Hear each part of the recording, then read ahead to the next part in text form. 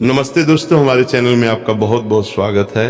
आज हम गुरुवार व्रत के इस व्रत की एक ऐसी पावन, प्रेरणादायक और दिव्य कथा सुनने जा रहे हैं जिसे श्रद्धा और विश्वास के साथ सुनना अत्यंत शुभ माना जाता है। शास्त्रों के अनुसार गुरुवार का पावन दिन भगवान विष्णु की आराधना के लिए अत्यंत पवित्र माना गया है। ऐसी मान्यता है कि जो भक्त इस पावन व्रत में सच्चे मन से भगवान श्री हरि का स्मरण, पूजन और पावन अभिषेक करता है, उस पर उनकी कृपा सदैव बनी रहती है और उसके जीवन में सुख, शांति तथा सकारात्मकता का संचार होता है। भक्तों का विश्वास है कि गुरुवार के पावन दिन भगवान विष्णु की कथा सुनने और उनका नाम स्मरण करने से मन में श्रद्धा, भक्ति और विश्वास पहले से भी अधिक दृढ़ होता है। ये केवल एक धार्मिक परंपरा नहीं, बल्कि आत्मशुद्धि, संयम, सेवा और ईश्वर के प्रति अटूट आस्था का संदेश है। जो भी व्यक्ति इस कथा को पूरे मन, श्रद्धा और विश्वास के साथ सुनता है, उसके भीतर भगवान विष्णु के प्रति प्रेम, भक्ति और आध्यात्मिक चेतना का भाव और भी प्रबल हो जाता है। ऐसी मान्यता है कि गुरुवार का प्रत्येक व्रत हमें सत्य, धैर्य, करुणा, क्षमा और सत्कर्म के मार्ग पर चलने की प्रेरणा देता है। ये पावन कथा हमें सिखाती है कि सच्ची भक्ति, विश्वास और अच्छे कर्मों से जीवन की कठिन से कठिन परिस्थितियों का भी धैर्यपूर्वक सामना किया जा सकता है। भक्तों का विश्वास है कि भगवान श्री नारायण अपने सच्चे भक्तों का सदैव मार्गदर्शन करते हैं और उन्हें धर्म तथा सदाचार के मार्ग पर आगे बढ़ने की प्रेरणा देते हैं। आप सभी सौभाग्यशाली हैं कि आज आपको गुरुवार व्रत के पावन दिन की ये पवित्र कथा सुनने का अवसर मिला है। इसलिए मन को शांत करके इस कथा को अंत तक अवश्य सुने और अपना ध्यान भगवान श्री हरि के श्री चरणों में लगाएं। ऐसी मान्यता है कि जो भक्त सच्चे हृदय से उनका स्मरण करता है, उस पर उनकी कृपा सदैव बनी रहती है। यदि आप भी भगवान विष्णु में अटूट श्रद्धा रखते हैं तो पूरी भक्ति के साथ इस कथा को अंत तक अवश्य सुने और सच्चे मन से ओम नमो नारायण का स्मरण करें। भगवान रमापति की कृपा से आपके जीवन में सुख, शांति, सकारात्मकता और आध्यात्मिक उन्नति का प्रकाश सदैव बना रहे। अब बिना किसी देर के आइए श्रद्धा और भक्ति के साथ गुरुवार व्रत के पावन दिन की इस पावन कथा का शुभारंभ करते हैं। कहानी शुरू होती है। एक समय की बात है, अरावली की सघन और हरी भरी पहाड़ियों के बीच बसा हुआ एक अत्यंत सुरम्य और शांत ग्राम था, जिसे लोग सुमेरपुर के नाम से जानते थे। इस गांव के चारों ओर विशाल वृक्ष, चहकते हुए पक्षी और कलकल बहती हुई एक पवित्र पहाड़ी नदी थी। इसी गांव की एक छोटी सी झोपड़ी में प्रताप नाम का एक सीधा साधा, सरल और निश्चल हृदय का युवा रहता था। प्रताप के पास ना तो कोई विशाल धन संपदा थी और ना ही कोई राजसी सुख सुविधाएं। उसका पूरा संसार गांव की बेसहार और बीमार गायों की सेवा करने में ही सिमटा हुआ था। वो भोर की पहली किरण फूटने से पहले ही जाग जाता, जंगल से हरी भरी घास काट कर लाता और गांव की गौशाला में जाकर अत्यंत प्रेम से गायों को खिलाता। गांव के लोग प्रायः अपनी उन गायों को प्रताप के आश्रय छोड़ देते थे, जो या तो बूढ़ी हो चुकी थी या दूध देने में असमर्थ हो गई थी। प्रताप उन बेजुबान जीवों को केवल पशु मात्र नहीं मानता था, बल्कि उनके भीतर जगत जननी माता के स्वरूप का दर्शन करता था। जब भी कोई गाय बीमार होती तो प्रताप पूरी रात जागकर औषधियों का लेप लगाता और उनके सिर पर हाथ फेरते हुए निरंतर भगवान विष्णु के पावन अष्टाक्षर मंत्र का जाप करता रहता। गुरुवार का पवित्र उत्सव चल रहा था और चारों ओर भक्ति की एक अलौकिक धारा बह रही थी।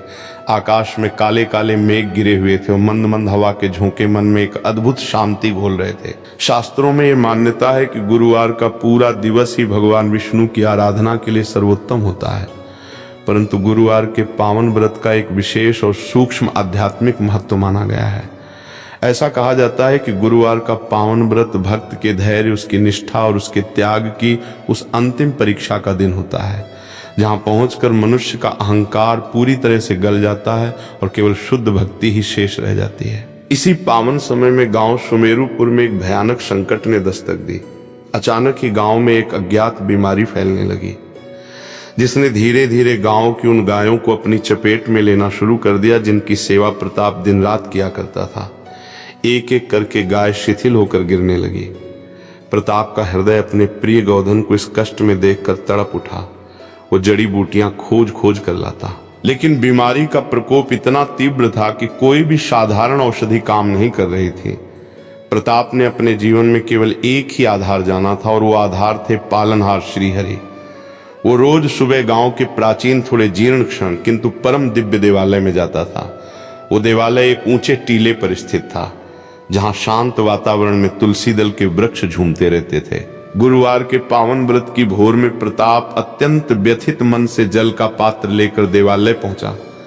उसके पास भगवान को चढ़ाने के लिए ना तो कोई महंगी सामग्री थी और ना ही सोने चांदी के बर्तन।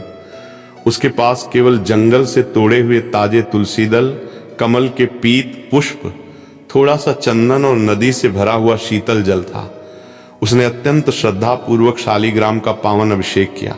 जल की धारा जैसे ही शालिग्राम से प्रवाहित हुई, प्रताप की आंखों से अश्रु बह निकले। उसने हाथ जोड़कर प्रार्थना की कि हे रमापति, हे करुणा के सागर, आपने तो संसार के कल्याण के लिए वामन रूप को भी अपने अंश में धारण कर लिया था। फिर इन निष्पाप मूक प्राणियों का एक कष्ट आपसे क्यों नहीं देखा जा रहा? यदि मेरे समर्पण में कोई कमी रह गई हो तो मुझे दंड दीजिए, परंतु इन बेजुबान गायों के प्राणों की रक्षा कीजिए।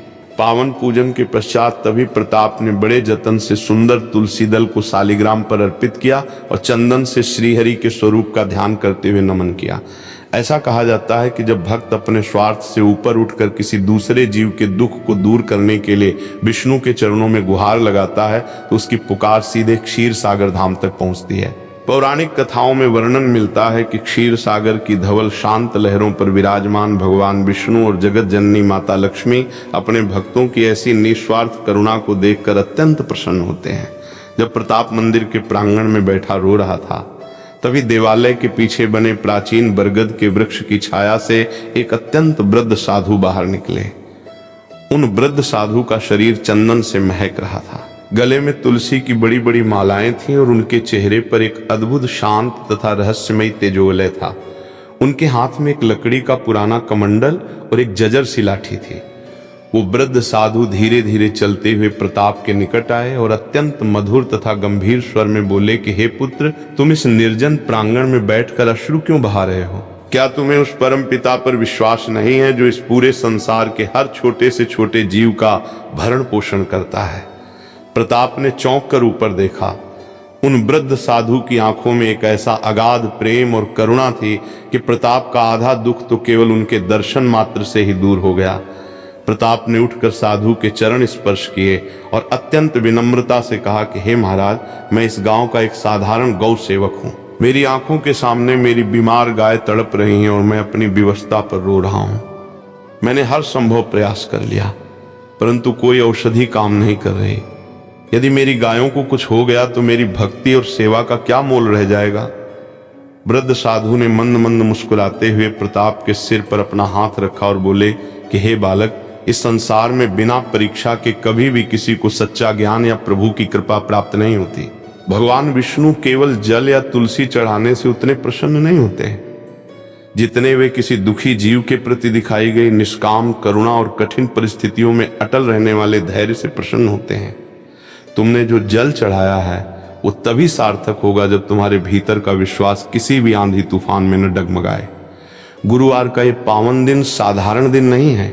आज का दिन संकल्प और सिद्धि के बीच का वो सेतु है जिस पर केवल वही चल सकता है जो अपने सर्वस्व का त्याग करने को तत्पर हो। यदि तुम अपनी गायों का जीवन बचाना चाहते हो तो तुम्हें यहाँ से उत्तर दिशा की ओर स्थित चंद्रगिरी की घनी पहाड़ियों की गुफा में जाना होगा। वहाँ एक प्राचीन संजीवनी लता पाई जाती है, परंतु याद रखना वो मार्ग अत्यंत बीहड़, भयानक और कठिनाइयों से भरा हुआ है। प्रताप ने बिना एक क्षण भी सोचे तुरंत कहा कि हे पूज्य संत, यदि मुझे अपने प्राणों की बलि भी देनी पड़े तो भी मैं अपनी गायों के लिए वो संजीवनी लता अवश्य लाऊंगा। आप मुझे मार्ग बताइए। वृद्ध साधु ने प्रताप के दृढ़ निश्चय को देखा और अपने कमंडल से थोड़ा सा जल निकालकर उसके माथे पर छिड़क दिया। उन्होंने कहा कि मार्ग में तुम्हें कई ऐसी परिस्थितियां मिलेंगी जहां तुम्हारा मन तुम्हें वापस लौटने को कहेगा। तुम्हें कई प्रलोभन मिलेंगे और कई भयानक दृश्य भी दिखाई देंगे, परंतु यदि तुम्हारा ध्यान केवल अपने कर्तव्य और विष्णु नाम के जाप पर केंद्रित रहा तो कोई भी शक्ति तुम्हें तुम्हारे लक्ष्य से भटका नहीं पाएगी। याद रखना, सच्चा भक्त वही है जो संकट के समय अपने विश्वास की ढाल को कभी गिरने ना दे। ये कहकर साधु ने एक विशेष दिशा की ओर इशारा किया और प्रताप को प्रस्थान करने की आज्ञा दी। प्रताप ने भगवान विष्णु के चरणों में पुनः मस्तक नवाया। शालिग्राम से थोड़ा सा गंगाजल और चंदन अपने माथे पर लगाया और हाथ में एक छोटी सी लकड़ी लेकर चंद्रगिरी पहाड़ियों की ओर चल पड़ा। जैसे जैसे वो गांव की सीमा से बाहर निकलकर जंगल के भीतर प्रवेश कर रहा था, वातावरण अत्यंत शांत और रहस्यमयी होता जा रहा था। बारिश की झड़ी लगी हुई थी। वृक्षों से पानी की बूंदें टप टप गिर रही थी और मिट्टी की सौंधी खुशबू पूरे वातावरण में फैली हुई थी। प्रताप के मन में केवल एक ही विचार चल रहा था कि किसी भी तरह से सूरज ढलने से पहले संजीवनी लता लेकर गांव वापस पहुंचना है। वो लगातार मन ही मन ओम नमो नारायण मंत्र का मानसिक जाप कर रहा था। राह में कांटे थे, फिसलन भरी मिट्टी थी और ऊंचे नीचे पत्थरों की चढ़ाई थी, परंतु प्रताप के कदम बिना रुके आगे बढ़ते जा रहे थे। लगभग 2 लंबी कोस की दूरी तय करने के बाद प्रताप एक ऐसे स्थान पर पहुंचा जहां घने जंगलों के बीच एक पुरानी और विशाल नदी बहती थी। बारिश के कारण नदी का जल स्तर काफी बढ़ा हुआ था और उसकी धारा अत्यंत तीव्र तथा भयावह लग रही थी। नदी पार करने के लिए बना हुआ पुराना लकड़ी का पुल टूट चुका था। प्रताप किनारे पर खड़ा होकर सोचने लगा कि अब इस उपनती नदी को पार कैसे किया जाए। यदि वो पानी में उतरता है तो तीव्र बहाव उसे बहा ले जा सकता था और यदि वो रुकता है तो समय बीता जा रहा था। तभी उसने देखा कि नदी के किनारे एक वृद्ध स्त्री बैठी हुई है और बहुत रो रही है। उसके पास लकड़ियों का एक भारी गट्ठर पड़ा हुआ था और वो नदी पार करके अपने घर जाना चाहती थी, परंतु अपनी वृद्धावस्था और नदी के खौफ के कारण वो आगे बढ़ने की हिम्मत नहीं जुटा पा रही थी। प्रताप का हृदय दूसरों के कष्ट को देखकर कभी चुप नहीं रह सकता था। वो उस वृद्धा के पास गया और पूछा कि हे माता, आप इतनी चिंतित और दुखी क्यों हैं? वृद्धा ने कांपती हुई आवाज में कहा कि बेटा, मेरे घर में छोटा बच्चा भूखा बैठा है और मैं सुबह से यहाँ फंसी हुई हूँ। इस नदी का बहाव इतना तेज है कि मेरी हिम्मत नहीं हो रही इसे पार करने की।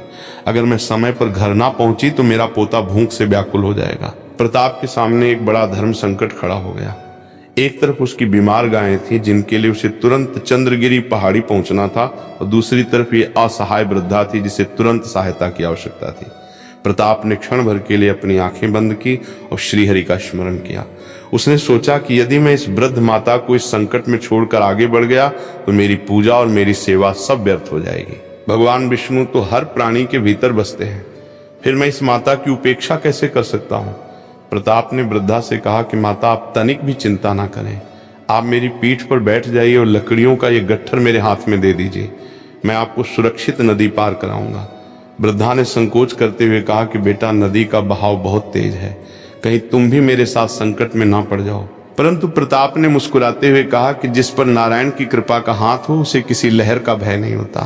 प्रताप ने वृद्धा को अपनी पीठ पर कसकर बैठाया, लकड़ियों का गट्ठर अपने कंधे पर संभाला और भगवान विष्णु का नाम लेकर उस उफनती हुई नदी के ठंडे पानी में अपने कदम रख दिए। नदी का पानी उसके सीने तक आ रहा था और तेज धारा उसके पैरों को उखाड़ने की कोशिश कर रही थी। पत्थरों की रगड़ से प्रताप के पैर छिल रहे थे, लेकिन उसके मुख से केवल विष्णु नाम ही निकल रहा था। कहा जाता है कि जब मनुष्य किसी निष्पाप भाव से दूसरों की भलाई के लिए अपने प्राणों को संकट में डालता है तो अदृश्य दैवीय शक्तियां स्वयं उसकी रक्षा करने के लिए तत्पर हो जाती है। प्रताप जैसे ही नदी के बीचों बीच पहुंचा, एक बहुत तेज लहर आई जिसने उसका संतुलन बिगाड़ दिया। प्रताप का पैर एक बड़े पत्थर से टकराया और वो गिरने ही वाला था कि तभी उसे लगा जैसे पानी के नीचे किसी अनदेखे सहारे ने उसके पैरों को थाम लिया हो। एक अजीब सी गर्म और सुखद अनुभूति उसके पूरे शरीर में दौड़ गई। उसने अपनी पूरी शक्ति समेट कर कदम आगे बढ़ाए और अंततः वृद्धा को लेकर सुरक्षित दूसरे किनारे पर पहुंच गया। दूसरे किनारे पर पहुंचकर प्रताप ने वृद्धा को नीचे उतारा। वृद्धा के चेहरे पर जो राहत और आनंद था उसने प्रताप की सारी थकान मिटा दी। वृद्धा ने प्रताप के सिर पर हाथ रखकर अत्यंत वात्सल्य भाव से आशीर्वाद दिया कि बेटा, तेरा हृदय निर्मल है और तेरी भक्ति सच्ची है। तू जिस महान कार्य के लिए जा रहा है उसमें ईश्वर स्वयं तेरी रक्षा करेंगे। ये ले, मेरी तरफ से एक छोटा सा तुलसी का दाना अपने पास रख ले, ये तुझे हर विपत्ति से बचाएगा। प्रताप ने बड़े आदर से उस दाने को स्वीकार किया और अपने गले में बांध लिया। इसके बाद वो वृद्धा को प्रणाम करके पुनः चंद्रगिरी पहाड़ी की ओर तेजी से दौड़ पड़ा। अब दोपहर ढलने लगी थी और जंगल और भी अधिक घना होता जा रहा था। सूरज की किरणें घने पत्तों को चीरकर जमीन तक बड़ी मुश्किल से पहुंच पा रही थी। वातावरण में एक अजीब सी गूंज थी, कहीं झींगुरों की आवाज तो कहीं हवा से सरसराते विशाल वृक्ष। चलते चलते प्रताप एक ऐसी घाटी में पहुंचा जहां का दृश्य देखकर कोई भी साधारण मनुष्य भय से कांप उठता। वो स्थान एक प्राचीन खंडहर और साधना स्थल जैसा प्रतीत होता था। चारों ओर घने कोहरे की एक चादर लिपटी हुई थी और हवा में एक प्रकार की ठंडक थी जो हड्डियों तक को कंपा देती थी। मार्ग के दोनों ओर पुरानी खंडहर हो चुकी मूर्तियां रखी थीं जिन पर समय की धूल जमी हुई थी। प्रताप के मन में एक पल के लिए संशय और भय का अंकुर फूटा। परंतु उसने तुरंत अपने गले में बंधे उस दाने को स्पर्श किया और श्रीहरि का ध्यान किया। शास्त्रों में कहा गया है कि जहां विष्णु का नाम है वहां भय का कोई स्थान नहीं रह जाता।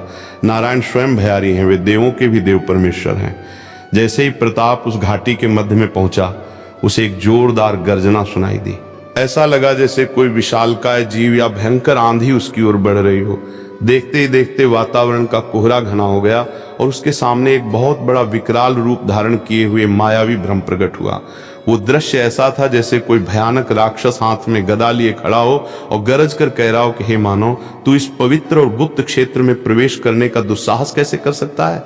वापस लौट जा, अन्यथा तेरा यही अंत कर दिया जाएगा। प्रताप का शरीर कांपने लगा, लेकिन उसने अपनी आंखें बंद कर ली और मन में विचार किया कि ये शरीर तो वैसे भी एक ना एक दिन समाप्त होना ही है।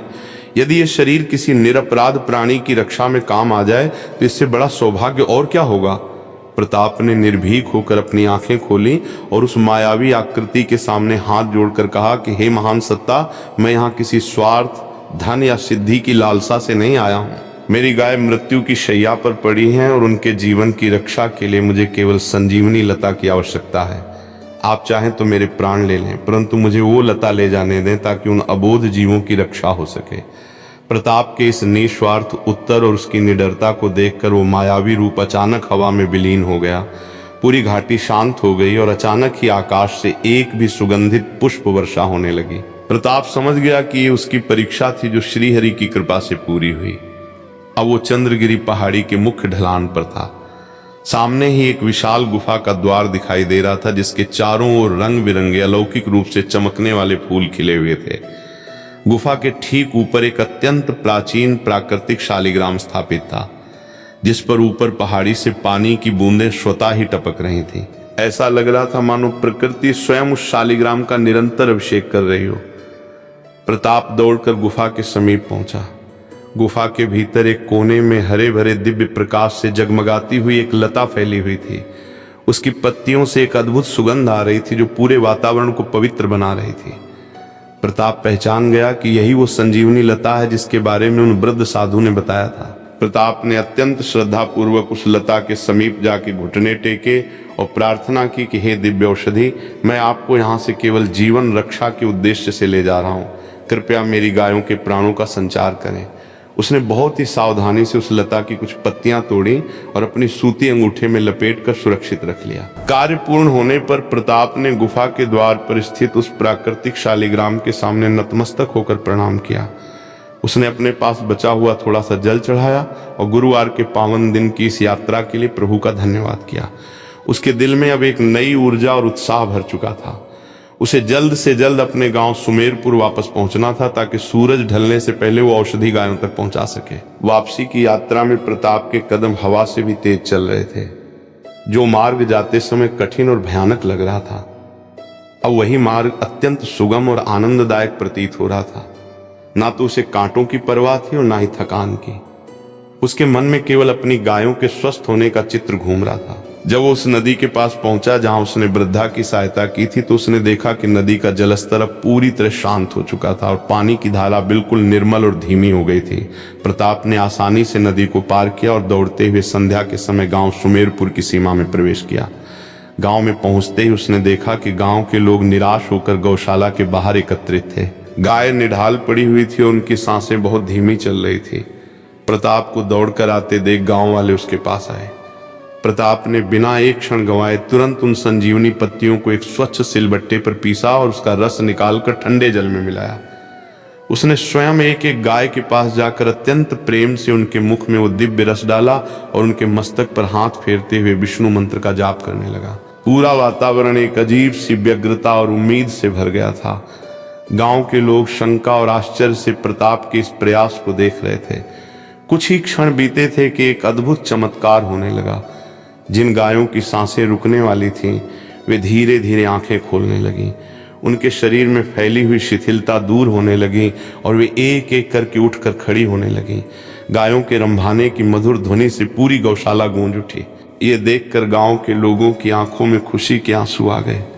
वे प्रताप की निस्वार्थ भक्ति और लगन की सराहना करने लगे। परंतु प्रताप ने अपने मन में तनिक भी अहंकार नहीं आने दिया। उसने मुस्कुराते हुए कहा कि ये मेरा कोई चमत्कार नहीं है, ये तो केवल हमारे श्रीहरि की असीम कृपा और इस गुरुवार के पवित्र व्रत की महिमा है। जब सब कुछ शांत हो गया और गाय पूरी तरह स्वस्थ होकर दाना पानी खाने लगी, तब प्रताप को उन वृद्ध साधु की याद आई जिन्होंने उसे इस संजीवनी लता का मार्ग बताया था। वो गांव के लोगों के साथ दौड़कर टीले पर स्थित उसी प्राचीन देवालय में पहुंचा, परंतु वहां जाकर उसने देखा कि मंदिर का प्रांगण पूरी तरह से सुनसान था। वो बरगद का वृक्ष वैसे ही खड़ा था, लेकिन वहां कोई साधु नहीं था। प्रताप ने पूरे मंदिर परिसर में खोज की, परंतु उन वृद्ध संत का कहीं कोई पता नहीं चला। तभी प्रताप की दृष्टि देवालय के भीतर स्थित शालिग्राम पर पड़ी। उसने जो तुलसी का दाना उस वृद्धा से प्राप्त किया था और जिसे उसने अपने गले में बांधा था, वैसा ही एक दिव्य दाना शालिग्राम के ऊपर सुशोभित हो रहा था और शालिग्राम पर चढ़ाए गए तुलसी दलों से वही अलौकिक सुगंध आ रही थी जो उस चंद्रगिरी की गुफा में खिले फूलों से आ रही थी। प्रताप क्षण भर में सब कुछ समझ गया। उसकी आंखें प्रेमाश्रुओं से भर गईं और वो शालिग्राम के समक्ष साष्टांग दंडवत प्रणाम कर पड़ा। वो समझ गया कि वे वृद्ध साधु और वो असहाय वृद्धा कोई और नहीं बल्कि स्वयं भगवान विष्णु और माता लक्ष्मी थे, जो गुरुवार के पावन दिन अपने भक्त की परीक्षा लेने और उसकी भक्ति को सिद्ध करने के लिए पधारे थे। भगवान विष्णु ने सीधे प्रकट होकर चमत्कार नहीं दिखाया, बल्कि जीवन की विकट परिस्थितियों, दूसरों की सेवा और कठिन मार्ग के माध्यम से प्रताप के धैर्य और करुणा की परीक्षा ली। प्रताप को ये भली भांति समझ आ गया कि ईश्वर की सबसे बड़ी पूजा किसी प्राणी के दुख को दूर करना और हर परिस्थिति में अपने धर्म और सत्य के पथ पर टिके रहना है। इस कथा से हमें यही पावन सीख मिलती है कि गुरुवार का पावन दिन केवल एक तिथि नहीं है, बल्कि ये हमारे भीतर छुपे हुए स्वार्थ को त्याग कर निस्वार्थ सेवा और समर्पण को अपनाने का एक महान अवसर है। जब हम जीवन के संकटों से घबराए बिना दूसरों की सहायता के लिए अपने कदम आगे बढ़ाते हैं और भगवान विष्णु पर अगाध विश्वास रखते हैं, तो श्री नारायण स्वयं गुप्त रूप से आकर हमारे हर कष्ट को हर लेते हैं। सच्ची भक्ति कर्म से अलग नहीं है, बल्कि निस्वार्थ भाव से किया गया हर कार्य ही भगवान विष्णु की सबसे बड़ी आराधना बन जाता है। सुमेरपुर गांव में आज भी ये मान्यता प्रचलित है कि जो भी भक्त गुरुवार के पावन दिन सच्चे मन से विष्णु नाम का स्मरण करता है, दीन दुखियों की सेवा करता है और निष्काम भाव से पावन अभिषेक करता है, उसके जीवन से समस्त रोग, शोक और संकट स्वतः ही नष्ट हो जाते हैं और उस पर श्री हरि की असीम अनुकंपा सदैव बनी रहती है। कौतुक और आनंद का वातावरण अभी गांव में पूरी तरह से थमा भी नहीं था कि सुमेरुपुर की सीमा पर एक दूसरा अभूतपूर्व घटनाक्रम आकार लेने लगा। यद्यपि संध्या ढल चुकी थी और आकाश में घने बादलों की ओट से चंद्रमा की हल्की धवलकांत छन कर आ रही थी, परंतु प्रताप का मन विश्राम करने के मूड में नहीं था। श्रीहरि के उस अलौकिक साक्षात बोध ने उसके अंतर में एक ऐसी अग्नि प्रज्वलित कर दी थी जो केवल भक्ति की अग्नि नहीं थी, बल्कि समस्त सृष्टि के जीवों के प्रति चरम करुणा की ज्योति थी। वो जानता था कि भगवान विष्णु ने उसे परीक्षा में उत्तीर्ण करके केवल एक संकट से उबारा नहीं था, बल्कि उसे जीवन का एक नया दृष्टिकोण दिया था। गांव के लोग धीरे धीरे अपने अपने घरों की ओर लौटने लगे थे, किंतु प्रताप उसी प्राचीन देवालय के प्रांगण में निष्कंप भाव से बैठा हुआ था। उसकी आंखों से कृतज्ञता के अश्रु अब भी छलक रहे थे। रात्रि का प्रथम पहर बीत रहा था और वातावरण में झींगरों की झंकार तथा दूर बहती पहाड़ी नदी की कलकल ध्वनि के सिवा कोई अन्य स्वर नहीं था। तभी टीले के नीचे बने गांव के मुख्य मार्ग पर कई मशालों की रोशनी टिमटिमाती हुई दिखाई दी। प्रताप ने ध्यान से देखा तो गांव के कुछ बुजुर्ग और युवा दौड़ते हुए ऊपर मंदिर की ओर आ रहे थे। उनके चेहरे पर अत्यधिक घबराहट और भय के भाव स्पष्ट दिखाई दे रहे थे। प्रताप तुरंत उठ खड़ा हुआ और आगे बढ़कर उनसे पूछा कि आप सब इस उत्तर रात्रि में इतने व्याकुल क्यों हैं? गांव के एक वृद्ध मुखिया ने हापंपते हुए बताया कि प्रताप, विपत्ति केवल हमारी गौशाला तक सीमित नहीं थी। अभी पड़ोसी गांव और कुंदनपुर से एक संदेश वाहक आया है। कुंदनपुर गांव जो अरावली की दूसरी ओर घने जंगलों के बीच बसा है, वहां गुरुवार की इस वर्षा के कारण विशाल भूस्खलन हुआ है। पहाड़ का एक बहुत बड़ा हिस्सा खिसक कर उनके मुख्य जलाशय और जल स्रोत पर गिर गया है, जिससे पीने का जल पूरी तरह दूषित हो गया है और कई घर मलबे में दब गए हैं। वहां सैकड़ों निर्दोष ग्रामीण और अबोध बच्चे प्यास और अज्ञात बीमारियों से तड़प रहे हैं। ये सुनते ही प्रताप का हृदय एक बार फिर द्रवित हो उठा। उसने सोचा कि गुरुवार का ये पावन दिन केवल सुमेरुपुर की रक्षा के लिए नहीं था, शायद श्रीहरि उसके माध्यम से करुणा का ये संदेश दूर दूर तक फैलाना चाहते थे। उसने गांव वालों से कहा कि हमें तुरंत कुंदनपुर के निवासियों की सहायता के लिए निकलना होगा। परंतु गांव के कई युवाओं ने भयभीत होकर कहा कि इस घोर अंधेरी रात में घनघोर वर्षा के बीच चंद्रगिरी और कुंदनपुर के बीच हड़ दर्रों को पार करना साक्षात मृत्यु के मुख में जाने जैसा है। उस मार्ग पर जंगली हिंसक पशु रहते हैं और वर्षा के कारण मार्ग के सारे ढलान दलदल में बदल चुके हैं। सुबह होने का प्रतीक्षा करना ही बुद्धिमत्ता होगी। प्रताप ने उन्हें शांत करते हुए बहुत ही मृदुल और दृढ़ स्वर में कहा कि संकट में पड़े जीव के लिए एक एक क्षण युग के समान होता है। यदि हम अपने भय के कारण सुबह का इंतजार करेंगे तो न जाने कितने निर्दोष प्राण पंखेरु उड़ जाएंगे। जिस विष्णु ने हमें जीवन दिया है वही हमारी यात्रा के संरक्षक भी हैं। प्रताप के इस अगाध विश्वास को देखकर गांव के 3-4 साहसी युवा उसके साथ चलने को तैयार हो गए। उन्होंने जड़ी बूटियां, स्वच्छ जल के घड़े, सूखी लकड़ियां और प्राथमिक भोजन सामग्री की कुप्पियां अपने कंधों पर उठाई और श्रीहरि का जय घोष करते हुए कुंदनपुर की ओर प्रस्थान किया। मार्ग अत्यंत बीहड़ था। रात्रि का सन्नाटा इतना गहरा था कि अपने ही कदमों की आहट भी डरावनी लगती थी। हवा की तेज सनसनाहट वृक्षों के पत्तों को इस प्रकार झकझोर रही थी मानो कोई अदृश्य शक्ति उन्हें आगे बढ़ने से रोक रही हो। प्रताप सबसे आगे चल रहा था। उसके हाथ में एक जलती हुई मशाल थी और उसके मुख से निरंतर ओम नमो नारायण का पावन जाप प्रवाहित हो रहा था। उसके साथ चल रहे युवाओं का पैर बार बार फिसलता, लेकिन प्रताप हर बार उनका हाथ थाम कर उन्हें संभाल लेता। लगभग 2 घंटे की अत्यंत कठिन चढ़ाई के बाद वे एक ऐसे तंग पहाड़ी दर्रे पर पहुंचे जिसे कंटक घाटी कहा जाता था। वहां पहुंचते ही अचानक हवा का रुख बदला और मूसलाधार बारिश फिर से शुरू हो गई। बारिश इतनी तीव्र थी कि उनकी मशालें एक एक करके बुझ गई। चारों ओर केवल घना अभेद्य अंधकार छा गया। बिजलियों की कड़क से केवल कुछ क्षणों के लिए मार्ग दिखाई देता और फिर सब कुछ अंधेरे में डूब जाता। प्रताप के साथी डर के मारे कांपने लगे और कहने लगे कि प्रताप, अब आगे बढ़ना असंभव है। हम राह भटक चुके हैं और यदि एक भी कदम गलत पड़ा तो हम हजारों फीट गहरी खाई में जा गिरेंगे। प्रताप ने अपने हाथ में थमे उस दाने को स्पर्श किया जो उसे उस वृद्धा से मिला था। उसने अपनी आंखें बंद की और मन ही मन भगवान विष्णु के विराट स्वरूप का स्मरण किया। उसने कहा कि हे श्रीहरि, ये यात्रा मेरी नहीं आपकी है। यदि इन दीपकों की ज्योति बुझ गई है तो आप अपने ज्ञान और विश्वास का दीप हमारे अंतःकरण में जला दीजिए। ऐसा कहा जाता है कि जब भक्त पूर्ण समर्पण के साथ भगवान को पुकारता है तो ईश्वर किसी न किसी सूक्ष्म रूप में उसका मार्ग प्रशस्त करते हैं। जैसे ही प्रताप ने अपनी प्रार्थना पूर्ण की अंधकार के बीच एक अद्भुत और रहस्यमय घटना घटी। थोड़ी दूरी पर झाड़ियों के बीच से एक चमकता हुआ प्रकाश पुंज प्रकट हुआ। वो कोई साधारण प्रकाश नहीं था बल्कि एक सुंदर अलौकिक नीली कांत वाला जुगनुओं का बहुत बड़ा समूह था जो एक विशेष दिशा में एकत्र होकर उड़ने लगा। वे जुगनू एक सीधी रेखा में उड़ते हुए मार्ग के पत्थरों और सुरक्षित रास्तों को इस प्रकार प्रकाशित कर रहे थे मानो स्वयं प्रकृति ने उनके लिए एक जीवित दीपमाला तैयार कर दी हो। प्रताप ने मुस्कुराते हुए अपने साथियों से कहा कि देखो, हमारे श्रीहरि ने हमें उत्तर दे दिया है। डरने की कोई आवश्यकता नहीं है, बस इन प्राकृतिक दीपकों के पीछे चलो। उस दिव्य नीली रोशनी के सहारे वे सुरक्षित रूप से उस भयावह दर्रे को पार कर गए। दर्रा पार करते ही नीचे घाटी में कुंदनपुर गांव की करुण पुकारें और चित्कार सुनाई देने लगी। जब वे गांव की सीमा में पहुंचे तो दृश्य अत्यंत हृदय विदारक था। चारों ओर कीचड़, मलबा और टूटे हुए छप्पर बिखरे पड़े थे। गांव का एकमात्र देवालय जो एक छोटे टीले पर स्थित था, केवल वही स्थान बाढ़ और मलबे से सुरक्षित बचा हुआ था, जहां गांव के अधिकांश बेघर लोग, स्त्रियां, वृद्ध और बच्चे शरण लिए हुए थे। वे भूख, प्यास और ठंड से व्याकुल थे।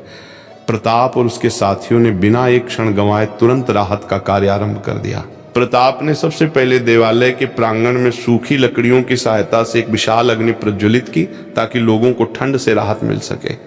उसने सुमेरुपुर से लाई गई औषधियों का काढ़ा तैयार किया और एक एक घायल तथा बीमार व्यक्ति को अपने हाथों से पिलाना शुरू किया। कुंदनपुर के लोग प्रताप की इस निष्काम सेवा को देखकर स्तब्ध थे। वे समझ नहीं पा रहे थे कि इस घोर रात्रि में अपनी जान जोखिम में डालकर उनके पास आने वाला ये साधारण सा युवक कौन है। गांव के मुखिया ने अश्रुपूरित नेत्रों से प्रताप के हाथ पकड़ लिए और कहा कि हे भद्र पुरुष, तुम हमारे लिए ईश्वर के दूत बनकर आए हो। हमारे पास तुम्हें देने के लिए कुछ नहीं है, केवल आशीर्वाद और धन्यवाद के सिवा। प्रताप ने अत्यंत नम्रता से हाथ जोड़कर कहा कि हे श्रेष्ठ, धन्यवाद, मुझे नहीं उस सर्वव्यापी परमपिता विष्णु को दीजिए जिनकी अनुकंपा से हम यहाँ तक पहुँच सके हैं। हम सब तो केवल उनके हाथ के यंत्र हैं। सेवा का असली आनंद तो तब है जब हम बिना किसी प्रतिफल की आशा के दूसरों के आंसू पहुँच सके। इसी बीच गांव के एक वयोवृद्ध निवासी ने प्रताप को बताया कि गांव का मुख्य जल स्रोत तो मलबे में दब चुका है, परंतु इस पहाड़ की चोटी पर एक बहुत ही प्राचीन और गुप्त अमृत कुंड है। ऐसा कहा जाता है कि उस कुंड का जल कभी दूषित नहीं होता और उसमें समस्त रोगों को मिटाने की शक्ति होती है।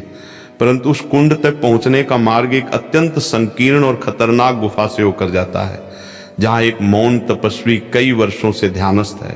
उस गुफा में बिना शुद्ध मन के प्रवेश करना अत्यंत कठिन माना जाता है। प्रताप ने जल की समस्या का स्थायी समाधान करने के लिए उस अमृत कुंड से पवित्र जल लाने का संकल्प लिया। उसने अपने साथियों को गांव में ही रहकर पीड़ितों की सेवा करने का निर्देश दिया और स्वयं एक बड़ा जल पात्र लेकर छोटी की ओर बढ़ गया। जैसे जैसे वो छोटी के निकट पहुंच रहा था, वातावरण में एक अजीब सी दिव्य शांति का अनुभव हो रहा था। वर्षा अब पूरी तरह थम चुकी थी और बादलों के बीच से पूर्ण चंद्रमा का अलौकिक प्रकाश पूरे पर्वत को चांदी की भांति चमका रहा था। चोटी पर पहुंचकर उसने देखा कि एक विशाल शिला के पीछे एक प्राकृतिक गुफा का द्वार था। गुफा के भीतर से धीमी धीमी धूप और कपूर की सुगंध आ रही थी। प्रताप ने अत्यंत आदरपूर्वक गुफा में प्रवेश किया। गुफा के मध्य में एक परम शांत, ओजस्वी और मौन तपस्वी ध्यान की मुद्रा में विराजमान थे। उनका विशाल शरीर, लंबी जटाएं और चेहरे पर अगाध ज्ञान की आभा देखकर ऐसा प्रतीत होता था मानो वे साक्षात सनातन परंपरा के कोई सिद्ध संत हो। उनके सामने ही एक प्राकृतिक जलकुंड था, जिसका जल स्फटिक के समान पारदर्शी और देदीप्यमान था। जल के ऊपर ताजे कमल खिले हुए थे। प्रताप ने बिना कोई शब्द बोले अत्यंत धीरे से उस तपस्वी के सामने दंडवत प्रणाम किया। मौन तपस्वी ने धीरे से अपनी आंखें खोली। उनकी आंखों में संपूर्ण ब्रह्मांड की करुणा समाई हुई थी। उन्होंने ना तो कोई प्रश्न पूछा और ना ही कोई परिचय मांगा। उन मौन तपस्वी ने केवल अपनी उंगली से उस जलकुंड की ओर संकेत किया और फिर एक प्राचीन ताड़पत्र की ओर इशारा किया जो पास ही एक पत्थर पर रखा हुआ था। प्रताप ने उठकर अत्यंत श्रद्धा से उस ताड़पत्र को उठाया। उस पर संस्कृत के कुछ श्लोक लिखे थे, जिनका अर्थ अत्यंत सरल और जीवन का गढ़ सत्य था। उस पर लिखा था कि सच्चा तीर्थ कोई भौगोलिक स्थान नहीं है, बल्कि निष्पाप हृदय ही भगवान विष्णु का सबसे बड़ा धाम है। जो व्यक्ति गुरुवार के पवित्र दिनों में किसी प्यासे को जल पिलाता है, किसी बेघर को आश्रय देता है और संकट के समय अपने भय को त्याग कर दूसरों की रक्षा करता है, उसे किसी बाह्य अनुष्ठान या कठिन तपस्या की आवश्यकता नहीं होती। उसका हर एक कदम विष्णु की परिक्रमा बन जाता है और उसका हर एक शब्द विष्णु मंत्र बन जाता है। प्रताप ने उस ताड़पत्र के संदेश को अपने हृदय में उतार लिया। उसने अत्यंत सावधानी से अपने पात्र में उस अमृत कुंड का अलौकिक जल भरा। जब वो जाने के लिए मुड़ा तो उस मौन तपस्वी ने अपने गले से एक अति सूक्ष्म चंदन की पुड़िया निकाली और प्रताप की हथेली पर रख दी। उस चंदन के स्पर्श मात्र से ही प्रताप के भीतर एक ऐसी असीम ऊर्जा का संचार हुआ कि उसकी सारी शारीरिक और मानसिक थकान पल भर में गायब हो गई। उसने समझ लिया कि यह चंदन कोई साधारण वस्तु नहीं बल्कि ईश्वर का प्रसाद है। उसने तपस्वी को पुनः शीश नवाया और जलपात्र लेकर तेजी से नीचे गांव की ओर उतर गया। गांव कुंदनपुर में पहुंचकर प्रताप ने उस अमृत कुंड के जल की कुछ बूंदें गांव के दूषित हो चुके कुएं और मलबे के बीच बहते हुए जल स्रोत में मिला दी और साथ ही उस दिव्य चंदन का थोड़ा सा अंश उसमें प्रवाहित कर दिया। ऐसा कहा जाता है कि विश्वास में वो शक्ति होती है जो पत्थरों को भी मोम बना देती है। जैसे ही वो अलौकिक जल और चंदन उस मुख्य स्रोत में मिला, धीरे धीरे मलबे के नीचे से बहने वाला पानी स्वच्छ, शीतल और निर्मल होने लगा। जो लोग बीमारी और पीड़ा से व्याकुल थे, जब उन्होंने उस जल का आचमन किया तो उनके भीतर एक नई चेतना और स्वास्थ्य का संचार होने लगा।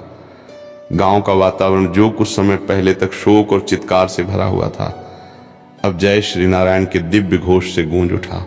रात का अंतिम पहर समाप्त हो रहा था और पूर्व दिशा में भोर की पहली स्वर्णिम किरणें फूटने लगी थीं। गुरुवार के पावन दिन की ये लंबी कष्टकारी किंतु अत्यंत पावन रात्रि अपूर्णता की ओर थी। प्रताप ने देखा कि कुंदनपुर के लोग अब पूरी तरह से सुरक्षित, आश्वस्त और विष्णु भक्ति में मग्न थे। उसने महसूस किया कि उसका कार्य अब पूर्ण हो चुका था। वो बिना किसी अहंकार या यश की कामना के चुपचाप गांव के किनारे से सुमेरुपुर की ओर लौटने लगा। गांव के कुछ लोगों ने उसे रुकने और उनका आतिथ्य स्वीकार करने का आग्रह किया, परंतु प्रताप ने मुस्कुराते हुए कहा कि सेवा का आनंद निष्काम रहने में ही है। यदि मैं यहाँ अपनी प्रशंसा सुनने के लिए रुकूंगा तो मेरी भक्ति का मोल कम हो जाएगा। जैसे जैसे प्रताप अपने गांव सुमेरपुर की सीमा में वापस लौट रहा था, प्रातःकाल की ठंडी मंद हवा उसके शरीर को स्पर्श कर रही थी। पक्षियों का चहचहाना, वृक्षों से गिरती हुई पानी की बूंदें और अरावली की पहाड़ियों पर छाती हुई सुनहरी धूप ऐसा दृश्य प्रस्तुत कर रही थी मानो स्वयं प्रकृति गुरुवार के इस पावन व्रत की पूर्णता का उत्सव मना रही हो। प्रताप के मन में विचारों की एक अत्यंत निर्मल धारा बह रही थी। उसने इस एक ही दिन और रात के चक्र में जीवन के सबसे गहरे पाठ पढ़ लिए थे। उसने सीखा कि जब परिस्थितियां सबसे अधिक विपरीत होती हैं तभी मनुष्य के भीतर का असली चरित्र और उसका ईश्वर पर विश्वास प्रकट होता है। जब वो सुमेरपुर के टीले पर स्थित उसी प्राचीन देवालय में पुनः पहुंचा तो प्रातःकाल की आरती की तैयारी हो रही थी। गांव की गाय गौशाला में आनंद से रंभा रही थी और पूरी तरह से स्वस्थ थी। सुमेरपुर के लोग जब प्रताप को वापस आते देखा तो वे दौड़कर उसके पास आए और उसके चरणों की धूल अपने माथे पर लगाने लगे। प्रताप ने तुरंत उन्हें रोका और कहा कि ऐसा पाप मत कीजिए, मैं तो केवल आप ही के जैसा एक साधारण मनुष्य हूँ। यदि नम्र होना है तो श्रीहरि के सामने होइए जो हम सब के भीतर विराजमान हैं और जिन्होंने हमें इस संकट से बाहर निकाला है। प्रताप ने मंदिर के गर्भगृह में प्रवेश किया। उसने कुंदनपुर के उस अलौकिक अमृत कुंड से लाया हुआ थोड़ा सा जल जो उसके पात्र में शेष था अत्यंत भक्ति भाव से शालिग्राम पर अर्पित किया। जैसे ही वो जल शालिग्राम पर गिरा, प्रताप को एक ऐसा अलौकिक अनुभव हुआ मानो संपूर्ण क्षीर सागर धाम गंगा की अविरल धारा और स्वयं भगवान विष्णु उसके हृदय के भीतर समा गए हो। उसके अंतर का सारा संशय, सारा भय और सारा सांसारिक बंधन सदा सदा के लिए समाप्त हो गया। उसके मुख पर एक ऐसी चिरंतन शांति और मधुर मुस्कान छा गई जो केवल उन्हीं लोगों के चेहरे पर होती है जिन्होंने ईश्वर के सच्चे स्वरूप को जान लिया हो। शास्त्रों में यह स्पष्ट वर्णन मिलता है कि गुरुवार का पावन व्रत केवल एक निश्चित समय या तिथि का नाम नहीं है, बल्कि ये उस आत्म साक्षात्कार का प्रतीक है जहां भक्त अपने मैं यानी अहंकार को पूरी तरह मिटाकर सर्वस्व ईश्वर के चरणों में समर्पित कर देता है। भगवान विष्णु केवल मंदिर की चार दीवारी में बंद रहने वाली मूर्ति नहीं है, वे तो हर दुखी, पीड़ित, पशु, पक्षी और असहाय जीव की सांसों में बसे हुए हैं। जो मनुष्य इस रहस्य को समझ लेता है और प्रताप की भांति अपने जीवन को दूसरों की निस्वार्थ सेवा, त्याग और अटल धैर्य में लगा देता है, उस पर श्री नारायण की कृपा स्वतः ही बरसने लगती है। गुरुवार के इस पावन पर्व पर यही संदेश हर युग में प्रासंगिक रहता है कि भक्ति केवल कर्म कांडों में नहीं बल्कि कर्म की पवित्रता और हृदय की निश्चलता में निवास करती है। कुंदनपुर गांव को महासंकट से उबारने के पश्चात अरावली के पावन गंतव्यों में एक अद्भुत भक्तिमय तरंगे स्पंदित होने लगी थी। सुमेरपुर के उस प्रांगण में बैठा प्रताप अब केवल एक साधारण गौ सेवक नहीं रहा था, वरन उसके भीतर सनातन सत्य का वो ज्योति पुंज प्रज्वलित हो चुका था जो किसी भी विकट से विकट परिस्थिति में पथभ्रष्ट होने से बचाता है। गुरुवार के पावन व्रत की अविरल वर्षा अब धीमी पड़ चुकी थी और प्रातःकाल की स्वर्णिम किरणें विशाल वृक्षों के पत्तों से छन छन कर धरती को नहला रही थी। लेकिन गुरुवार का ये पावन व्रत अभी पूरी तरह व्यतीत नहीं हुआ था। शास्त्रों में ये मत वर्णित है कि गुरुवार का ये पावन व्रत एक साधक के लिए त्रिवेणी संगम के समान होता है, जहाँ करुणा, धर्म और अनन्य निष्ठा का समागम होता है। ईश्वर अपने प्रिय भक्त को एक ही कसौटी पर परख कर नहीं छोड़ते, बल्कि वे उसे परिपक्व स्वर्ण बनाने के लिए बारंबार अग्नि परीक्षा से गुजारते हैं। प्रताप जब मंदिर के गर्भगृह से बाहर निकला तो उसने देखा कि टीले की तलहटी पर एक विशाल जनसमूह एकत्रित हो रहा था। ये जनसमूह केवल सुमेरपुर या कुंदनपुर का नहीं था, बल्कि आसपास के कई अन्य छोटे छोटे वनाश्रित गांवों से भी लोग वहां खींचे चले आ रहे थे। उन लोगों के बीच एक अत्यंत कांतिवान किंतु व्यथित चेतना वाले वयोवृद्ध आचार्य उपस्थित थे। उन आचार्य का नाम महर्षि वेदव्रत था, जो अरावली के उत्तर में स्थित एक अति प्राचीन गुरुकुल और आश्रम के कुलाधिपति थे। महर्षि वेदव्रत के साथ उनके कई युवा शिष्य भी थे, जिनके चेहरे पर गहरी चिंता और उदासी के बादल छाए हुए थे। प्रताप ने अत्यंत आदर पूर्वक आगे बढ़कर महर्षि वेदव्रत के चरणों में दंडवत प्रणाम किया। महर्षि ने अपने दोनों हाथ उठाकर प्रताप को उठाया और उसकी तेजस्वी आंखों में झांकते हुए कहा कि हे सौम्य पुत्र प्रताप, तुम्हारा यश और तुम्हारी निष्काम गौ सेवा की गाथा इस पूरी उपत्यका में गूंज रही है, परंतु आज इस गुरुवार के पावन व्रत पर संपूर्ण सनातन परंपरा और हमारी प्राचीन संस्कृति पर एक ऐसा गंभीर संकटापन्न काल आया है जिसका निवारण केवल वही कर सकता है जिसके पास निस्वार्थ भक्ति और अटूट धैर्य का अक्षय बल हो। प्रताप ने विनम्रता से हाथ जोड़कर पूछा कि हे पूज्य महर्षि, मुझ जैसे अकिंचन और साधारण गौ सेवक के योग्य ऐसा कौन सा कठिन कार्य आ पड़ा है? आप आज्ञा दीजिए। यदि मेरे प्राणों की आहुति देकर भी धर्म की रक्षा होती हो तो मैं सहर्ष प्रस्तुत हूँ। महर्षि वेदव्रत ने गदगद कंठ से कहा कि पुत्र, हमारी अरावली उपत्यका के मध्य में स्थित प्राचीन देवालय में एक अत्यंत पवित्र और सनातन काल का हस्तलिखित विष्णु पुराण ग्रंथ सुरक्षित रखा हुआ था। वो ग्रंथ केवल ताड़पत्रों का संकलन नहीं था, बल्कि उसमें प्राचीन ऋषियों द्वारा खोजी गई दुर्लभ औषधियों, जड़ी बूटियों, मंत्र विद्या और इस संपूर्ण क्षेत्र के प्राकृतिक संतुलन को बनाए रखने के रहस्यमयी सूत्र अंकित थे। महर्षि ने आगे बताया कि कल रात्रि आए उस भयानक तूफान और भूस्खलन के कारण उस प्राचीन देवालय का एक हिस्सा ध्वस्त हो गया और वो दुर्लभ पवित्र ग्रंथ पास ही स्थित अमृत गंगा नाम की एक अंधेरी और दुर्गम कंदरा में जा गिरा। वो कंदरा इतनी संकीर्ण, भयावह और भूगर्भित विषैली गैसों से भरी हुई है कि कोई भी शिष्य या ज्ञानी पुरुष वहां प्रवेश करने का साहस नहीं जुटा पा रहा है। यदि गुरुवार के पावन व्रत के सूर्य अस्त होने से पूर्व वो पवित्र शास्त्र उस जलमग्न और विषैली कंदरा से बाहर नहीं निकाला गया तो काल के प्रभाव से उसके ताड़पत्र जल में गलकर सदा सदा के लिए नष्ट हो जाएंगे। उस ग्रंथ के नष्ट होने का अर्थ है हमारी आने वाली पीढ़ियों के कल्याण मार्ग का अवरुद्ध हो जाना। ये सुनकर प्रताप का हृदय कांप उठा। उसने विचार किया कि शास्त्रों और धर्म ग्रंथ केवल कागज या पत्ते नहीं होते, वे तो ईश्वर की वाक मूर्ति होते हैं। यदि साक्षात भगवान विष्णु के ज्ञान की रक्षा के लिए उसे अपने जीवन का दांव भी लगाना पड़े तो ये उसका परम सौभाग्य होगा। प्रताप ने बिना किसी हिचकिचाहट के कहा कि हे गुरुकुलपति, आप तनिक भी चिंता न करें। मेरे श्रीहरि जिन्होंने मुझे उफनती नदी और हिंसक भ्रमों से उबारा है, वे ही मुझे उस अमृत गंगा की कंदरा में भी मार्ग दिखाएंगे। मैं उस पावन ग्रंथ को सकुशल वापस लेकर आऊंगा। गांव के लोगों और महर्षि के शिष्यों ने प्रताप को चेतावनी दी कि अमृत गंगा का मार्ग साक्षात यमलोक के द्वार के समान है। वहां न केवल घोर अंधकार है, बल्कि उस कंदरा के भीतर कई प्रकार के विषैले सर्प और ऐसे अदृश्य पहरेदार रहते हैं जो किसी अनधिकारी मनुष्य को वहां प्रवेश नहीं करने देते। परंतु प्रताप के मन में ना तो कोई भय था और ना ही अपने बल का कोई अहंकार। उसके पास केवल एक ही अस्त्र था, भगवान विष्णु का नाम और अपने गले में बंधा वो दिव्य दाना। महर्षि वेदव्रत ने प्रताप के माथे पर चंदन का सुंदर त्रिपुंड लगाया और उसे अपने आश्रम का एक अति पवित्र आचमन जल पात्र भेंट करते हुए कहा कि हे पुत्र, याद रखना कि ज्ञान की रक्षा वही कर सकता है जो स्वयं निष्पाप हो। उस कंदरा के भीतर तुम्हारा विद्या ज्ञान काम नहीं आएगा, केवल तुम्हारी आत्मा की शुद्धता ही तुम्हारा दीपक बनेगी। प्रताप ने महर्षि के चरण स्पर्श किए और चंद्रगिरी पहाड़ियों की ओर तेजी से कदम बढ़ा दिए। दोपहर का सूर्य अपने चरम पर था, परंतु घने जंगलों के कारण प्रकाश धरती तक पहुंचते पहुंचते अत्यंत मंद पड़ जाता था। चंद्रगिरी पहाड़ी का क्षेत्र अन्य जंगलों से पूरी तरह भिन्न था। यहाँ चारों ओर विशाल प्राचीन बरगद, पीपल और समी के वृक्ष थे, जिनके तनों पर शताब्दियों पुरानी लताएं लिपटी हुई थीं। वातावरण में एक प्रकार का अलौकिक सन्नाटा और गंभीर शांति व्याप्त थी।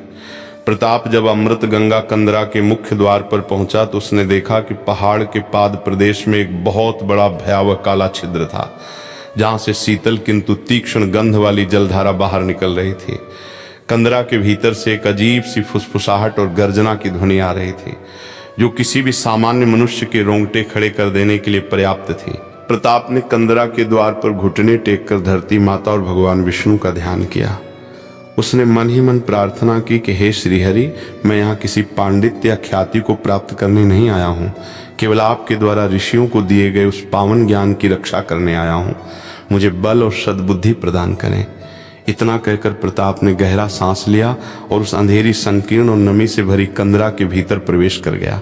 कंदरा के भीतर प्रवेश करते ही बाहरी दुनिया का थोड़ा बहुत प्रकाश भी पूरी तरह से समाप्त हो गया। चारों ओर ऐसा अभेद्य अंधकार था मानो किसी ने आंखों पर मोटी पट्टी बांध दी हो। कंदरा की दीवारें अत्यंत फिसलन भरी थीं और नीचे बर्फ जैसा ठंडा पानी बह रहा था जो प्रताप के घुटनों तक आ रहा था। चलते चलते मार्ग इतना संकीर्ण हो गया कि प्रताप को रेंग रेंग कर आगे बढ़ना पड़ रहा था। तीखे पत्थरों से उसकी कोहिनियां और घुटने छिल गए और रक्त की कुछ बूंदें उस शीतल जल में मिलने लगी। परंतु प्रताप का ध्यान अपनी शारीरिक पीड़ा पर बिल्कुल नहीं था। उसके मन में केवल उस ताड़पत्र ग्रंथ की सुरक्षा का विचार गूंज रहा था। लगभग आधे घंटे तक उस घोर अंधकार और संकीर्ण मार्ग में रेंगने के पश्चात प्रताप एक विशाल भूगर्भीय कक्ष में पहुंचा। वहां का दृश्य देखकर वो चकित रह गया। वो कंदरा अंदर से अत्यंत विशाल थी और उसकी छत से प्राकृतिक रूप से बने हुए चूना पत्थर के शालिग्राम लटके हुए थे, जिनसे टप टप पानी की बूंदें गिर रही थी। उस कक्ष के मध्य में एक छोटा सा सूखा पत्थरों का टीला था और उसी टीले पर वो प्राचीन विष्णु पुराण का ताड़पत्र ग्रंथ रखा हुआ था। ग्रंथ के चारों ओर कंदरा का जल बह रहा था और जल का स्तर धीरे धीरे बढ़ रहा था। यदि कुछ समय और बीत जाता तो वो जल उस टीले को पूरी तरह डुबो देता। प्रताप उस टीले की ओर बढ़ा ही था कि अचानक जल के भीतर से एक भयानक हलचल हुई। पानी की विशाल लहरें उठी और प्रताप के सामने जल से एक अत्यंत विशाल रहस्यमय महानाग प्रकट हुआ। उस नाग के मस्तक पर एक अद्भुत मणि सदृश कांत चमक रही थी, जो उस अंधेरी कंदरा को हल्के नीले प्रकाश से जगमगा रही थी। उस नागराज के फण विशाल थे और उसकी दृष्टि अत्यंत उग्र तथा प्रभावशाली थी। उसने अपनी फुसफुसाती हुई गंभीर आवाज में कहा कि रुक जा हे नश्वर मानव, ये स्थान सनातन काल से गुप्त है और ये ग्रंथ केवल उसी का हो सकता है जो निष्काम और निष्पाप हो। तू यहाँ किस अधिकार से आया है? यदि तूने एक भी कदम आगे बढ़ाया तो मेरा हलाहल विष तुझे भस्म कर देगा। प्रताप ने उस नागराज के सामने अत्यंत नम्रता पूर्वक अपने हाथ जोड़ लिए और मस्तक झुकाकर कहा कि हे नागराज, आप तो साक्षात भगवान विष्णु के प्रिय सेवक शेषनाग के स्वरूप हैं। मैं आपको बारंबार प्रणाम करता हूँ। मैं यहाँ अपने किसी स्वार्थ, धन या सिद्धि की प्राप्ति के लिए नहीं आया हूँ। बाहर संसार में महर्षि वेदव्रत और उनके शिष्य ईश्वर के इस पावन ज्ञान की रक्षा के लिए व्याकुल है। ये ग्रंथ समस्त मानव जाति, पशु पक्षियों और वनस्पति के कल्याण का साधन है। यदि ये जल में विलीन हो गया तो ऋषियों की सदियों की तपस्या निष्फल हो जाएगी। आप स्वयं श्रीहरि के गण हैं। कृपया मुझे इस ज्ञान पुंज को सुरक्षित बाहर ले जाने की अनुमति दें। प्रताप की बात सुनकर नागराज ने अपनी तेजस्वी आंखों से प्रताप के हृदय की ओर देखा। ऐसा कहा जाता है कि दिव्य सत्ताएं मनुष्य की भाषा नहीं बल्कि उसके हृदय के भावों और उसके आभा मंडल की शुद्धता को पढ़ती है। नागराज ने देखा कि प्रताप के मन में लेश मात्र भी छल कपट या अहंकार नहीं था। उसके हृदय में केवल सर्वभूत हिताय की निस्वार्थ भावना प्रज्वलित थी। नागराज का उग्र रूप धीरे धीरे शांत होने लगा। नागराज ने अपने फण को थोड़ा नीचा किया और मंद स्वर में कहा कि हे बालक, तेरा हृदय अत्यंत निर्मल है। आज गुरुवार के पावन व्रत पर तेरी इस निस्वार्थ भावना और सत्य निष्ठा ने मुझे प्रसन्न कर दिया है। इस संसार में ज्ञानी तो बहुत मिलते हैं, परंतु जो ज्ञान की रक्षा के लिए अपने प्राणों को संशय में डाल दे और फिर भी निष्काम रहे, ऐसा सच्चा विष्णु भक्त दुर्लभ है। तू इस ग्रंथ को ले जा सकता है, परंतु याद रख, इसका ज्ञान केवल उन्हीं को प्राप्त होना चाहिए जो निष्पाप और करुणा से भरे हो। नागराज ने स्वयं अपना फण पीछे हटा लिया और उस सूखे टीले का मार्ग छोड़ दिया। प्रताप ने अत्यंत भक्तिभाव से नागराज को प्रणाम किया और धीरे धीरे चलकर उस टीले तक पहुंचा। उसने अपने दोनों हाथों को आचमन जल से स्वच्छ किया और अत्यंत आदर पूर्वक उस प्राचीन विष्णु पुराण ग्रंथ को उठाया। उसने ग्रंथ को अपने मस्तक से लगाया और अपने सूती वस्त्र में लपेटकर अपने सीने से कसकर लगा लिया ताकि उस पर पानी की एक भी बूंद ना पड़े। जब प्रताप वापस लौटने के लिए मुड़ा तो उस नागराज ने अपने मस्तक की कांत से उस कंदरा के गुप्त और सुगम मार्ग को प्रकाशित कर दिया। वो मार्ग सीधा पहाड़ी के ऊपर बने प्राचीन देवालय के प्रांगण में निकलता था। प्रताप उस सुरक्षित मार्ग से होता हुआ कुछ ही पलों में कंदरा से बाहर निकल आया। जब वो कंदरा के बाहर आया तो दोपहर ढल रही थी और सूर्य का स्वर्णिम प्रकाश चारों ओर फैल रहा था। मंदिर के प्रांगण में महर्षि वेदव्रत, उनके समस्त शिष्य और सैकड़ों ग्रामीण प्रताप की प्रतीक्षा कर रहे थे। जब उन्होंने प्रताप को कंदरा से सुरक्षित बाहर आते और उसके हाथों में वो पावन ग्रंथ देखा तो पूरे क्षेत्र में जय श्री नारायण और जय देवालय के गगन भेदी जय घोष गूंज उठे। महर्षि वेदव्रत की आंखों में अश्रु छलक आए। वे स्वयं दौड़कर प्रताप के पास आए और उसे अपने गले से लगा लिया। महर्षि ने उस ग्रंथ को प्रताप के हाथों से स्वीकार किया और देखा कि ग्रंथ का एक भी ताड़पत्र गीला या क्षतिग्रस्त नहीं हुआ था। महर्षि ने उपस्थित जनसमूह को संबोधित करते हुए कहा कि हे भद्र पुरुषों, गुरुवार के इस पावन व्रत पर हम सब ने प्रत्यक्ष देख लिया कि शास्त्रीय अनुष्ठान और मंत्रों के जाप से भी बड़ी एक पूजा होती है और वो है अपने कर्तव्य के प्रति निष्ठा, सत्य और निर्भयता। प्रताप ने केवल एक ग्रंथ की रक्षा नहीं की है बल्कि उसने सिद्ध कर दिया है कि जो मनुष्य सर्वस्व त्याग कर धर्म के मार्ग पर चलता है, स्वयं श्रीहरि और उनकी शक्तियां उसकी रक्षा करते हैं। प्रताप ने अत्यंत नम्रता से हाथ जोड़कर कहा कि हे गुरुदेव, ये मेरा कोई बड़प्पन नहीं है। कंदरा के भीतर नागराज के रूप में स्वयं विष्णु की कृपा विद्यमान थी। मैं तो केवल एक माध्यम था। यदि मेरे मन में तनिक भी ये विचार आता कि ये कार्य मैं कर रहा हूं तो मैं उस कंदरा के अंधकार से कभी बाहर नहीं आ पाता। ये सब गुरुवार के पावन व्रत की महिमा और श्रीहरि का आशीर्वाद है। गुरुवार का ये पावन व्रत अब अपनी पूर्णता की ओर बढ़ रहा था। संध्या की लालिमा अरावली की पहाड़ियों पर एक दिव्य चादर की भांति बिछ रही थी। महर्षि वेदव्रत ने उस प्राचीन ग्रंथ को मंदिर के पुनः स्थापित गर्भगृह में सुशोभित किया और प्रताप के हाथों से संध्या की मुख्य आरती संपन्न कराई। जब प्रताप ने आरती का दीपक उठाया और शालिग्राम की परिक्रमा की तो मंदिर का वातावरण धूप, दीप, कपूर और श्रीहरि की स्तुति की मधुर गूंज से भर गया। ऐसा लग रहा था मानो पूरा ब्रह्मांड उस पल उस शांत और निष्पाप गौ सेवक के पावन भावों के सामने नतमस्तक हो रहा था। शास्त्रों में ये सर्वत्र मान्यता है कि गुरुवार के पावन व्रत पर जो भक्त अपने भीतर के अहंकार, संशय और भय का त्याग करके भगवान विष्णु के प्रति स्वयं को समर्पित कर देता है, उसके जीवन की समस्त विकट कंदराएं आलोकित हो जाती हैं। ईश्वर किसी विशाल महल या आडंबर में नहीं रहते, वे तो प्रताप जैसे सरल, सत्यवादी और करुणामयी भक्तों के निर्मल हृदय में निवास करते हैं।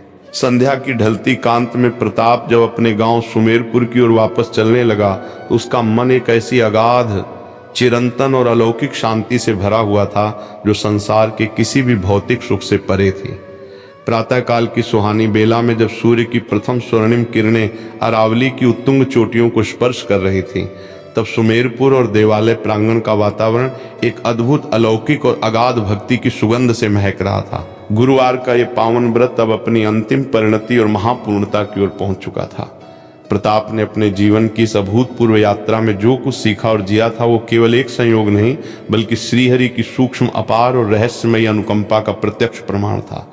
उसने बिना किसी स्वार्थ के बीमार गायों के प्राणों की रक्षा की, उफनती नदी में असहाय वृद्धा को सहारा दिया, घोर अंधकार में कंदरा से सिद्ध ग्रंथों का उद्धार किया और कुंदनपुर के पीड़ितों के आंसू पोंछे।